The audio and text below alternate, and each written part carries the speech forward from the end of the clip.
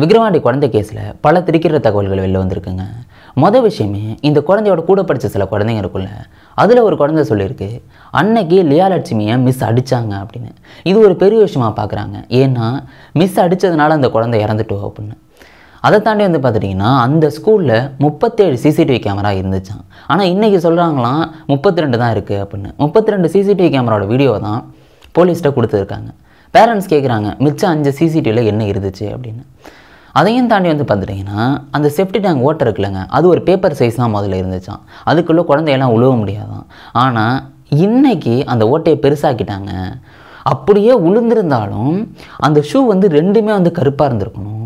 ஒன்று தான் வந்து கருப்பாக இருந்துச்சு, இன்னொன்று வெள்ளையாக தான் இருந்துச்சு. உண்மையிலேயே அதுக்குள்ளே என் குழந்தை உளுந்துதா அப்படின்னு கேட்குறாங்க.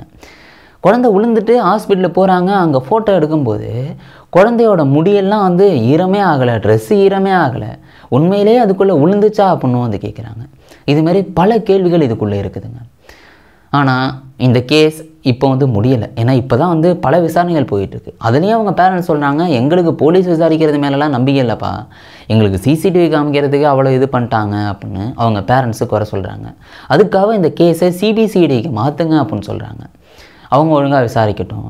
இதில் முக்கியமான ஆதாரமே அந்த சிசிடிவி கேமரா தான். அதை வந்து சேஃப்டியாக வைக்கணும் அப்படின்னு மேஜிஸ்ட்ரேட் எல்லாம் சொல்லியிருந்திருக்காங்க. இப்போ சில நாளாக என்ன நடந்திருக்கு அதை பற்றி தான் உங்கள்கிட்ட சொல்ல போகிறேன். ஆரம்பத்துலேருந்து எல்லா விஷயத்தையும் உங்கள்கிட்ட சொல்கிறேன். எல்லாருக்கும் வணக்கம், நான் தான் பாலாஜி பேசுகிறேன். சரி வாங்க அதை ஃபஸ்ட்லேருந்தே பார்க்க ஆரம்பிச்சிடும். மொதல் விஷயம் வந்து பார்த்துட்டிங்கன்னா, ஜனவரி 3ஆம் தேதி வெள்ளிக்கிழமை குழந்தை ஜாலியாக ஸ்கூலுக்கு போகுது. அன்றைக்கி ஒரு நாள் கடந்திருந்தது அப்படின்னா சனி ஞாயிறு அந்த குழந்தை ஜாலியாக இருந்திருக்கும். வெள்ளிக்கிழமை போகிறது எந்த பிரச்சனை இல்லை, நல்லா சந்தோஷமாக தான் போகுது. ஆனால் ஒரு மணி இருக்குங்க, ஒரு மணி இல்லை, ஒரு 2 மணி இருக்கும். 2 மணிக்குள்ளே சாப்பிட்டுட்டு கிளாஸுக்கு வந்துடுறாங்க, அட்டண்டன்ஸ் எல்லாம் எடுக்கிறாங்க. அப்போ அந்த குழந்தை வந்து சொல்லுது, இது மாதிரி ரெஸ்ட் ரூம் போகணும் அப்படின்னு. ரெஸ்ட் ரூமுக்கு வந்து சரி போன்னு அனுப்பிடுறாங்க. அந்த கிளாஸில் 13 பேர் தான் ஒட்டுமொத்தமாக இருக்காங்க. ஒருத்தர் போய்ட்டா மிச்சம் 12 பேர் தானே. அந்த குழந்தை போய்ட்டு ரொம்ப நேரமாக வரலை. என்னடா வரலை அப்படின்னு டீச்சர் பார்த்துட்டு, இது வந்து அந்த ஸ்கூல் தரப்பில் சொல்கிறதுங்க. டீச்சர் வந்து பார்த்துட்டு உடனே வந்து தேடி போகிறாங்க. அப்படி போனால் அந்த குழந்தை அந்த செப்டி டேங்கை சுற்றி வந்து கம்பி வேலி மாரி வச்சுருக்காங்க. அதை தாண்டி உள்ளே போய் விழுந்துருக்குமா அப்படின்னு பார்க்குறாங்க. ஏன்னா ரொம்ப நேரமாக காணும். அதனால் பார்த்தா உள்ளே ஷூ மிதக்கிற மாதிரி தெரிஞ்சதுக்கு. இந்த குழந்தை உள்ளே விழுந்துட்டு அப்படின்னு அங்கே உள்ள டிரைவரை கூப்பிட்றாங்க. அந்த டிரைவர் வந்து பார்த்துட்டு உள்ள குழந்தை இருக்குது அப்படின்னு கம்பெல்லாம் விட்டு பார்க்குறாங்க. குழந்தை இருக்கிறது கன்ஃபார்ம் ஆகிடுது. அதுக்கப்புறம் ஒரு கம்பி வச்சு கட்டி அந்த குழந்தைய வெளில தூக்கிறதா அந்த நிறுவனம் சொல்லுது. அதாவது அந்த ஸ்கூல் நிறுவனம் சொல்லுது, இது மாதிரி தான் வந்து நாங்கள் பண்ணோம் அப்படின்னு. அப்படி தூக்கின உடனேயே நாங்கள் வந்து காரை வர வச்சு ஹாஸ்பிட்டலுக்கு கொண்டு போயிட்டோம் அப்படின்னு சொல்கிறாங்க. ஆனால் ஹாஸ்பிட்டலில் என்ன சொல்கிறாங்க, இது முன்னாடியே குழந்தை இறந்துட்டு அப்படின்னு வந்து சொல்லிடுறாங்க. இப்படி அங்கே நடக்குதா? இப்படி ஒரு 2 to 3 நடக்குது. 3 மணிக்கு நாங்கள் இன்ஃபார்ம் பண்ணோம் அப்படின்னு அந்த ஸ்கூல்லேருந்து சொல்லுது. 3 மணிக்கு எல்லாருக்கும் வந்து மெசேஜ் வந்து அனுப்புகிறாங்க, இது மாதிரி ஸ்கூலுக்கு வந்து எங்கள் எல்லா குழந்தையும் கூட்டிகிட்டு போயிடுங்க அப்படின்னு. எல்லா பேரண்ட்ஸும் எல்லாம் பதட்டப்பட்டு வராங்க, என்னாச்சு அப்படின்னு. எல்லோரும் ஒவ்வொரு தடவை வந்து கூட்டிகிட்டு போயிட்டுருக்காங்க. இங்கே லியாலட்சுமியோட அம்மாவுக்கு எந்த மெசேஜும் வரலை, கூட்டு போக சொல்கிறதுக்கு எந்த மெசேஜும் வரல. ஏன்னா அந்த குழந்தை இறந்துட்டேன், ஒன்றுமே வரல, இன்ஃபார்மே தெரியலை, குழந்தை இறந்துட்டுன்னு கூட தெரியலை.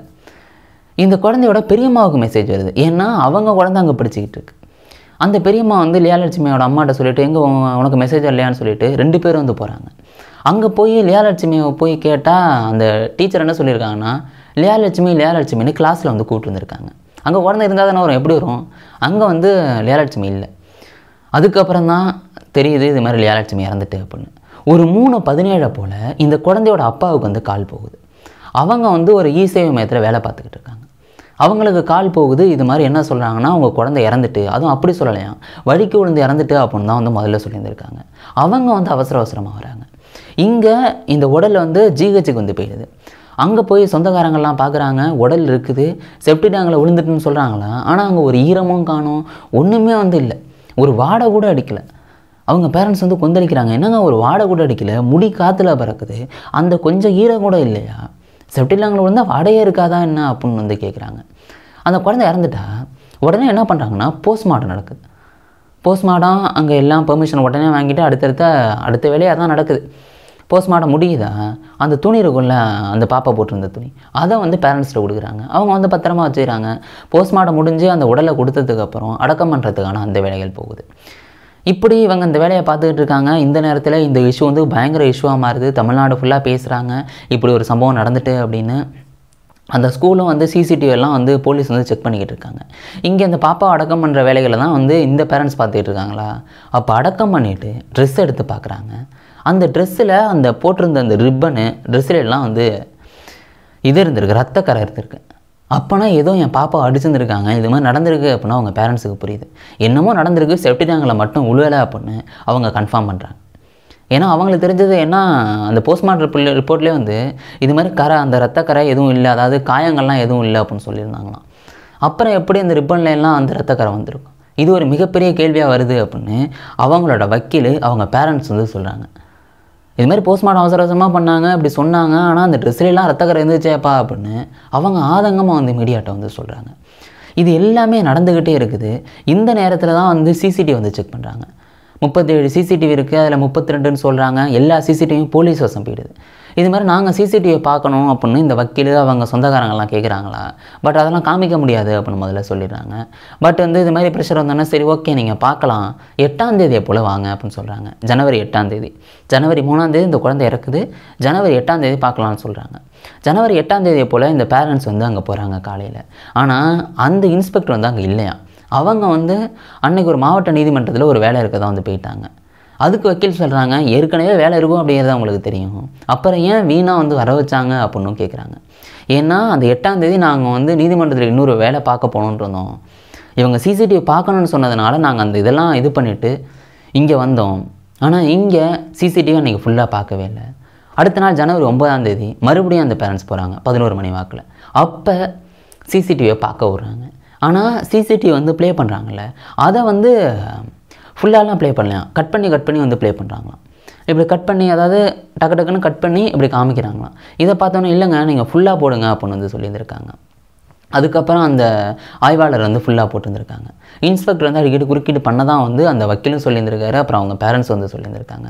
இப்படி அந்த சிசிடிவி வந்து பார்த்துட்டு இருக்காங்களா, கட் பண்ணி முதல்ல போடுறாங்க, அப்புறம் ஃபுல்லாக காமிக்கிறாங்க. அதை பார்க்கும்போது இது எங்களுக்கு காப்பி பண்ணி கொடுங்க அப்படின்னு வந்து இந்த வக்கீல் கேட்டிருந்திருக்காப்புல. ஆனால் அதெல்லாம் காப்பி பண்ணி தர முடியாது அப்படின்னு சொல்லியிருந்துடுறாங்க. அதனால் இவங்க ஒவ்வொருத்தங்களும் வச்சுருக்க அந்த ஃபோனில் வந்து அந்த சிசிடிவி கேமரா வீடியோ வந்து ஃபோனில் ரெக்கார்ட் பண்ணிக்கிட்டு இருக்காங்க. அங்கே சிஸ்டத்தில் ஓடுறதை இங்கே வந்து ஃபோனில் ரெக்கார்ட் பண்ணிக்கிட்டு இருக்காங்க. அப்படி அந்த 1 மணி நேரம் என்ன நடந்துச்சு அப்படின்னு வந்து பார்க்குறாங்க. 1:50 போல் இந்த குழந்தை விழுந்திருக்கு அப்படின்னு வந்து சொல்லப்பட்டுச்சு முதல்ல. 2:14:52 போல் என்ன நடக்குதுன்னா அந்த சிசிடிவியில் பார்க்குறாங்க. அப்போ ஒரு லேடி குழந்தைய தூக்கிட்டு வராங்க, எங்கே செப்டி டேங்க் இருக்கிற பக்கமாக. 6 செகண்டில் 2:14:58 அங்கேருந்து திருப்பி போயிடுறாங்க. இப்படி போனதுக்கப்புறம் அந்த டிரைவர் வராரு, ஒரு ஒட்டடை குச்சி மாதிரி ஒரு குச்சி இருக்குது, அதை விட்டு நோண்டுறாரு. அதுக்கப்புறம் அந்த கம்பியை விட்டு தூக்குறாரு அப்படின்னு வந்து சொல்கிறாங்க. அப்படி அங்கெல்லாம் தூக்கவே இல்லை. ஏன்னா 2:14 வந்து அந்த குழந்தைய டக்குன்னு தூக்கிட்டு டக்குன்னு வந்துட்டாங்க. சும்மா அங்கே கிண்டிக்கிட்டு இருக்காங்க அப்படின்னு வந்து அந்த சிசிடிவியில் தெரிகிறதா இவங்க பேரண்ட்ஸும் சொல்கிறாங்க, அந்த வக்கீலும் சொல்கிறாங்க. அவங்க அந்த சிசிடிவியில் இருந்து தான் வந்து பார்க்குறாங்க அந்த 1 மணி நேரம். அது இவங்களும் வந்து ஃபோனில் வந்து வீடியோ எடுத்துக்கிறாங்க. எப்பா இதான்ப்பா முக்கியமான சாட்சி அப்படின்னு அவங்களுக்கு தெரியுது. இப்படி பார்த்து இப்படி ரெக்கார்ட் பண்ண உடனே என்ன நடக்குதுன்னா அங்கே போலீஸ் எல்லாம் குதிச்சிட்றாங்களாம். இப்படி போலீஸெல்லாம் கூச்சோன்னே இவங்களுக்கு வந்து பதட்டமாயிட்டாக, நம்மளுக்கு எதுவும் ஆக போகுது அப்படின்னு. உடனே அங்கேருந்து அவசரமாக கிளம்பி விக்ரவாண்டி மேஜிஸ்ட்ரேட் இருக்கிற இடத்துக்கு போகிறாங்க. அங்கே போய் நடந்த விஷயம் எல்லாத்தையும் சொல்கிறாங்க. ஆரம்பத்துலேருந்து இந்த கேஸில் இப்படி தான் விசாரிக்கிறாங்க. இந்த கேஸில் முக்கியமான விஷயமே இந்த சிசிடிவி கேமரா தான். அதை வந்து சேஃப்டி படுத்தணும், அது நீதிமன்ற கட்டுப்பாட்டுக்கு வரணும் அப்படின்னு சொல்லியிருந்திருக்காங்க. இந்த கேஸை சிபிசிஐடிக்கு மாற்றணும், போலீஸ் ஒழுங்காக விசாரிக்கலை அப்படின்னு சொல்கிறாங்க.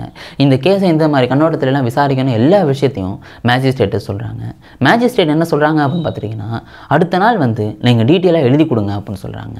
இப்படி சொன்ன உடனே இவங்க என்ன பண்ணுறாங்கன்னா உடனே அடுத்த எஸ்பி ஆஃபீஸுக்கு போகிறாங்க. அங்கே போய் சில விஷயங்களை பேசிவிட்டு இவங்க வந்து மீடியாட்ட வந்து நடந்த விஷயம் எல்லாத்தையும் சொல்கிறாங்க. அங்கே எஸ்பி ஆஃபீஸ் வர்ற வரைக்குமே வந்து பார்த்துட்டிங்கன்னா சில போலீஸ் ஆஃபீஸர் வந்து பின்தொடர்ந்து வந்தாங்களாம். அதாவது முதல்ல சிசிடிவி கேமரா பார்த்தாங்கல்ல, அங்கேருந்து வந்து மேஜிஸ்ட்ரேட் ஆஃபீஸ் போகிற வரைக்கும் ஒரு சில போலீஸ் ஆஃபீஸர் பின்தொடர்ந்துருக்காங்க. அதுலேருந்து எஸ்பி ஆஃபீஸ் வர வரைக்கும் வந்து போலீஸ் எல்லாம் பின்தொடர்ந்துருக்காங்க. இதை பார்த்தோன்னே உங்களுக்கு பயம் ஆகிட்டாக, என்னடா அது இப்படி பின்தொடர்ந்து வராங்களே, நம்மளுக்கு ஏதாவது ஆகிடுமோ அப்படின்னு அந்த பேரண்ட்ஸும் பயப்படுறாங்க. அந்த வக்கீலும் வந்து சொல்கிறாங்க இவங்களுக்கு வந்து பாதுகாப்பு வேணும் அப்படின்னு. இப்படி வந்து ஆதங்கமாக வந்து அந்த பேரண்ட்ஸ் வந்து சொல்கிறாங்களா. அடுத்த நாள் வந்து இவங்க மேஜிஸ்ட்ரேட்டை போய் எழுதி கொடுக்குறாங்க. இது மாதிரி பல விஷயங்கள் வந்து நடந்துக்கிட்டே இருக்குது. அந்த வக்கீலும் அந்த பேரண்ட்ஸும் மீடியா மீட் பண்ணும்போது சொன்ன இன்னொரு முக்கியமான விஷயம், அந்த பாப்பா போட்டிருந்த ட்ரெஸ்ஸில் ரத்தக்கரை. ஏன்னா உடம்புல ரத்த காயம் இல்லை அப்படின்னு சொன்னாங்க, ஆனால் ட்ரெஸ்ஸில் மட்டும் ரத்தக்கரை வந்தது அப்படின்னு அந்த பேரண்ட்ஸ் வந்து கேட்குறாங்க. அதை தாண்டி வந்து பார்த்துட்டிங்கன்னா இப்படி இதை வெளில சொன்ன உடனே இன்ஸ்பெக்டர் வந்து என்ன பண்ணுறாருன்னா அந்த ட்ரெஸ்ஸை கேட்குறாங்களாம். இவங்க முதல்ல கொடுக்க முடியாது அப்படின்னு சொல்கிறாங்க. அந்த இன்ஸ்பெக்டர் கதையாக சொல்கிறாங்களாம். இது மாதிரி அந்த ரத்தக்கரை யாருதுன்னு பார்க்கணும் அப்படி கதையாக சொல்லி அந்த துணியையும் வாங்கிட்டு போயிடுறாங்களாம். இவங்களும் வந்து கொடுத்துட்றாங்க. சரி ஓகே நியாயம் கிடைக்கணும் அப்படின்னு இவங்களும் வந்து கொடுத்துட்றாங்க.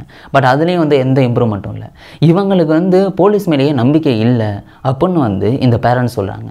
இந்த கேஸை சிபிசிஐடிக்கு மாற்றுங்க அப்படின்னு சொல்கிறாங்க. ஏன்னா இதில் நாங்கள் வந்து பல விஷயம் பார்த்துட்டோம். சிசிடிவி காட்ட முடியாது அப்படின்னு சொன்னாங்க. அதுக்கப்புறம் கட் பண்ணி காமிச்சாங்க. எங்களுக்கு வந்து போலீஸ் விசாரிக்கிறதே வந்து சரியில்லை, சிபிசிஐடிக்கு மாற்றிடுங்க அப்படின்னு இந்த பேரண்ட்ஸும் அந்த வக்கீலும் வந்து சொல்கிறாங்க.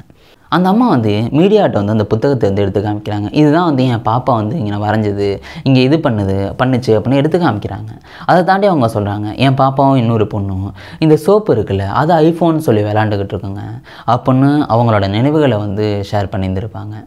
எந்த அளவுக்கு மனவேதனையாக இருக்கும் அப்படின்னு யோசிச்சு பாருங்களேன். இன்னும் சில நாளில் அவங்க வந்து அவங்க குழந்தை இல்லை அப்படிங்கிறது ரொம்ப மனவேதனையாக இருக்குங்க. உண்மையிலே அதெல்லாம் ஒரு கொடுமையான விஷயந்தான். இவங்க இப்போ நீதிக்காக போராடிக்கிட்டு இருக்காங்க. என்ன நடந்துச்சு அப்படின்னு எக்ஸாக்டாக தெரியல. அவங்க ஸ்கூல் தரப்புலேன்னு சொல்கிறது அந்த குழந்தை செப்டி டேங்கில் விழுந்தது, நாங்கள் தூக்கணும் அப்படின்னு சொல்கிறாங்க. அப்படி தூக்கியிருந்தால் வந்து என்ன சொல்கிறாங்கன்னா அங்கே போலீஸ் ஸ்டேஷனு அங்கே பக்கத்தில் தான் இருக்கான், 20 மீட்டர்கிட்ட தான் இருக்கான். இவங்க வீடு ஒரு 100 மீட்டர்கிட்ட தான் இருக்கான். ஃபயர் சர்வீஸு எதிர்த்தாப்பில் தான் இருக்குது அப்படின்னு சொல்கிறாங்க. உடனே ஃபயர் சர்வீஸ்கிட்ட இன்ஃபார்ம் பண்ணியிருந்துருக்கலாம் அப்படின்னு இவங்க பேரண்ட்ஸு வக்கீல்லாம் வந்து சொல்கிறாங்க. பல குறைகளை வந்து பேரண்ட்ஸ் வந்து சொல்லிக்கிட்டே இருக்காங்க. அந்த ஓட்டையே சின்னதாக தான் இருந்துச்சு, இன்றைக்கி வந்து பெருசாகிட்டு இந்த நிர்வாகத்து மேலே வந்து பெரிய தப்பு இருக்குது அப்படின்னு சொல்கிறாங்க. ஏன்னா இவங்க வந்து இந்த சம்பவம் நடந்து முடிஞ்சதுக்கப்புறம் சில பேரண்ட்ஸ்கிட்ட அடிக்கிறாங்க. அதில் ஒரு பேரண்ட்ஸுக்கு அடிக்கும்போது அவங்க சொல்கிறாங்க, என் குழந்தை வந்து 20 நாளாக வந்து ஸ்கூலே போகலை, மிஸ் அடிக்கிறாங்கன்னு போகாமல் வீட்டிலே வந்து அழுதுகிட்டு இருக்கு அப்படின்னு சொல்லியிருந்திருக்காங்க. இன்னொரு குழந்தைக்கு அடிக்கும்போது அவங்க சொல்லிடுறாங்க, என் குழந்தை வந்து மிஸ் அடிக்கிறாங்க அப்படின்னு நான் ஏ கிளாஸுக்கு மாற்றிட்டேன் அப்படின்னு சொல்லியிருந்திருக்காங்க. உண்மையிலே அந்த மிஸ் அடித்தாங்களா இல்லை எக்ஸாக்டாக அங்கே என்ன தான் நடந்துச்சு? ஏன்னா நம்ம வந்து வாய்க்கு வந்ததெல்லாம் சொல்ல முடியாதுல்ல. இப்போ சொன்ன எல்லா விஷயமும் அந்த பேரண்ட்ஸு வக்கீல் சொன்னது, அந்த ஸ்கூல்னு நிறுவனம் சொன்னது அப்படின்னு அவங்க சொன்ன விஷயங்களை நான் உங்கள்ட்ட சொல்லியிருக்கேன். எக்ஸாக்டாக என்ன நடந்தது அப்படின்னு போலீஸோ இல்லை மற்ற யாரும் வந்து டீட்டெயிலாக வந்து இன்னும் வெளில சொல்லலை. இன்னும் சில நாளில் அந்த விஷயங்கள்லாம் வெளில வரும் அப்படின்னு நம்புவோம். இந்த கேஸ் சிபிசிஐடிக்கு மாறுதா இல்லாட்டி போலீஸே விசாரிக்கிறாங்களா அப்படின்னு பல விஷயங்கள் இனிமேல் ஒன்று பை ஒன்றா வந்து நடந்துக்கிட்டு இருக்கும். பாப்போம் உங்களுக்கு என்ன மனசில் தோணுதுங்க? அந்த குழந்தை எப்படி இறந்துருக்கும் அப்படின்னு நினைக்கிறீங்க? உண்மையிலே செப்டி டேங்கில் விழுந்து இறந்துருந்தாலும் அது வந்து அந்த நிறுவனத்து மேலே எவ்வளோ பெரிய தப்பு. இதில் வந்து இப்போ என்ன சொல்கிறது அப்படின்னு தெரில. 3 பேரை வந்து கைது பண்ணாங்க அந்த ஸ்கூல் சம்மந்தப்பட்டவங்க. அவங்களையும் இப்போ ஜாமீனில் வந்து வெளில விட்டுருக்காங்க. இந்த சம்பவத்தில் என்ன நடந்திருக்கும் அப்படின்னு நீங்கள் நினைக்கிறீங்களோ அதை கீழே கமெண்ட் பண்ணுங்க. நாளைக்கு இன்னொரு வீடியோவில் நான் உங்களை சந்திக்கிறேன். Bye guys.